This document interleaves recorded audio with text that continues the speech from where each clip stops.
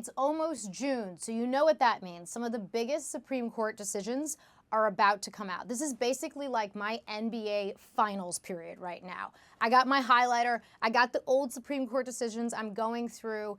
Let's break down what's still to come here. Number one, birthright citizenship. Can the president try to basically rewrite the Constitution? 14th Amendment says if you're born here, no matter where your parents are from, you are a citizen for all intents and purposes. This has been the rule, except now the president, for the first time, is trying to ban it. Can he do that? The Supreme Court has to answer that. This issue has come up before.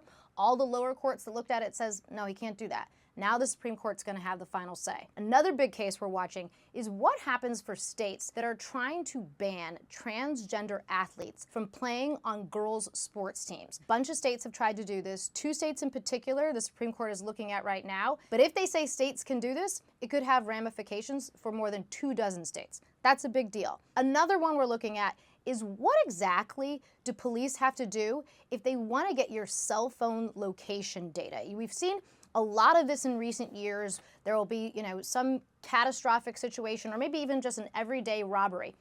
Police want to go out, they get what's called this geofencing warrant, like basically a digital dragnet, trying to get everybody's information in the area. The problem with that is that they end up getting more than just the robbers. They end up getting a lot of innocent people's information. And so now the Supreme Court's trying to figure out, okay, does that violate the 4th Amendment? Can they do that? It's another big one we're watching.